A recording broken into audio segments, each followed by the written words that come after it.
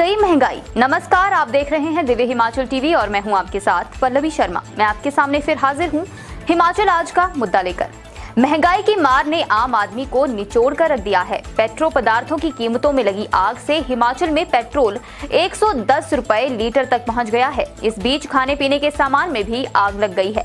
फल और सब्जियां भी अब खरीद से बाहर होने लगी हैं। आने वाले दिनों में क्या सच में और बढ़ जाएंगे रेट? हम पहाड़ी में इसी पर चर्चा कर रहे हैं अनिल अग्निहोत्री और राजेश शर्मा।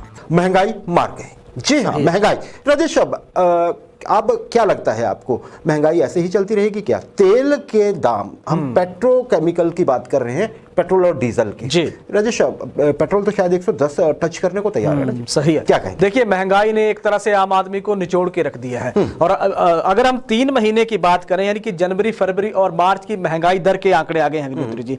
जनवरी में 6.01% थी, फरवरी में 6.7% थी, और अगर हम मार्च की बात करें तो करीब करीब 7% तक महंगाई दर बढ़ गई थी। यानी कि 2022 में आप ये देखिए कि 3 महीनों में आंकड़ा लगातार बढ़ रहा है। अप्रैल के आंकड़े अभी आएंगे। और बिल्कुल, और पेट्रोल की आपने बात की, लाहौल स्पीति में करीब करीब 110 रुपए लीटर जो पेट्रोल पहुंच गया है, और डीजल 93 रुपए पहुंच गया है। शिमला में 106, सिरमौर में 105, सोलन में 104, बिलासपुर में 104, कांगड़ा में 103 पेट्रोल हो गया है। तो आप ये देखिए कि पेट्रोल जो पदार्थ हैं वो लगातार उनकी कीमतें बढ़ रही हैं। और अगर हम 5 राज्यों के जो चुनाव हुए थे उसके बाद की परिस्थितियों को देख लें तो आप देखिए कि बहुत महंगा। राजेश, एक चीज कि सिर्फ तेल के रेट बढ़ने से या इतने बढ़ने से क्या सब्जियां और फ्रूट जो है जी वो मल्टीपली महंगे हो सकते हैं क्या? नहीं, क्या लगता है आपको? देखिए, ये क्यों हो रहा है? तेल के रेट बढ़ने से आप ये देखिए कि माल भाड़ा तो बढ़ जाएगा, लेकिन माल भाड़ा भी इतने स्तर पे बढ़ा नहीं अग्निहोत्री जी। 1 रुपए 40 पैसे पर किलोमीटर हुआ है। बिल्कुल सही है। लेकिन ये जो चीजें हैं, जैसे महंगाई जो बढ़ी है, ये कहीं ना कहीं जमाखोरी के कारण ये चीजें हो रही हैं, या कालाबाजारी के कारण ये शॉर्टेज, आप ये कह लीजिए कि चीज ये परोसी जा रही है कि कमी इन चीजों की हो गई है, डिमांड बहुत ज्यादा है। तो इसकी आड़ में भी इस तरह के ये महंगाई को बढ़ाने की ओर ये एक कदम हो सकता है कहीं ना कहीं किन्हीं तत्वों का। बड़ी बात यह है कि सरकारों को और विभागों को इस ओर चौकसी अभी रखनी होगी। जी राजेश, महंगाई के दौर में ना जी ये विभागों का काम बहुत बढ़ जाता है, लेकिन हमें फील्ड में कहीं होता दिखता नहीं है। कहीं पे हमें कहीं ये नहीं दिखता है कि कहीं पे कोई चीज जब्त हुई, कहीं पे कोई छापा मारा गया विभाग की ओर से। भगवान जाने क्यों, सही है, क्या वजह है? राजेश, अनाज और दालें भी तो ऐसा ही सही है, क्या कहेंगे? बिल्कुल। देखिए, जब से आप थोड़ा सा ये देखिए कि खाने पीने का सामान, अगर हम 2 साल के आंकड़ों की तुलना करें, 2019 से लेकर 2022 तक के आंकड़ों की तुलना, खाद्य तेल 120 रुपए तक लीटर था 2019 में। वर्तमान दौर में 2030, 35 और 40 के आसपास अलग अलग तरीके से चल पड़ा है। रिफाइंड की जहां तक बात है, 80 से 85 लीटर था 2019 में, और 170 रुपए लीटर है वर्तमान दौर में। मूंग की दाल 100 रुपए किलो थी 2019 में, 120 रुपए किलो है 2022 में। आप कांग्रेस को राजेश एक आइडिया दे रहे हैं चार्ट बनाने का ना? 2014 में आप ये देखिए कि जब लोकसभा के चुनाव थे, बहुत बड़ा एक प्रदर्शन भारतीय जनता पार्टी और भारतीय युवा मोर्चा ने मिलकर किया था। उस वक्त रसोई गैस के सिलेंडर के दाम 470 रुपए प्रति सिलेंडर था अग्निहोत्री जी, जो 14 या करीब 15 किलो का सिलेंडर जो होता है, घरेलू गैस सिलेंडर। और उसी घरेलू गैस सिलेंडर का आज का रेट 1025 से 1030 रुपए हिमाचल प्रदेश में है। तो आप ये देखिए कि महंगाई का स्तर और महंगाई का ग्राफ किस कदर बढ़ गया है। कई बार तो लगता यह है कि रोकने वाला ही कोई नहीं है। सरकार क्या करती होगी? कई बार तो हम कंफ्यूज हो जाते हैं और लोग भी पूछते हैं कि सरकार का काम होता क्या है, हम भी नहीं समझ पाते हैं महंगाई के नजरिए से।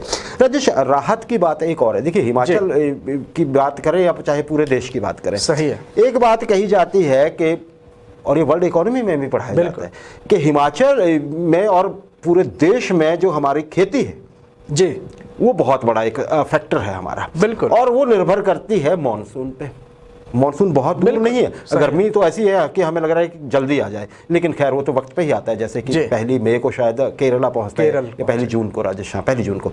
तो राजेश, स्काईमेट जो निजी एजेंसी है, एक तो हमारा है ना जी मेट्रोलॉजिकल डिपार्टमेंट ऑफ इंडिया जो है, और दूसरी है स्काईमेट का कल आ गया है जी आकलन कि मानसून सामान्य होने जा रहा है इस बार, और अच्छे उनके आंकड़े रहते हैं, उनका पूर्वानुमान बहुत सटीक रहता है। राजेश, इसका कितना असर पड़ेगा? देखिए, मानसून आएगा तब आएगा, लेकिन उससे पहले क्या कुछ हवा बनेगी कि चलिए मानसून अच्छा होने वाला है, दाम थोड़े नीचे आ जाए? नहीं, देखिए किसानों के नजरिए से अगर हम देखते हैं या सरकार की नीतियों को अगर हम मद्देनजर देखते हैं तो मानसून का देश भर में बहुत महत्वपूर्ण योगदान रहता है। सही है। अभी जो स्काईमेट का सर्वे आपने बात की जिसमें यह कहा गया है या आकलन जिसमें यह कहा गया कि मानसून सामान्य रहेगा, मतलब भरपूर बारिश होगी। लेकिन वही आप थोड़ा सा हिमाचल प्रदेश के नजरिए से अगर हम देखते हैं तो भरपूर मानसून का मतलब हिमाचल के नजरिए से देखें अग्निहोत्री जी तो यहाँ नुकसान बहुत ज्यादा होता है। नुकसान अलग चीज है। सबसे ज्यादा नुकसान हिमाचल में पिछले थोड़ा सा दौर याद करिए जब मक्की का सीजन था, पिछले अगर हम मानसून की बात करें मक्की और धान के सीजन पे एक पूरा महीना ड्राई स्पेल निकला था उस दौरान, सितंबर महीना।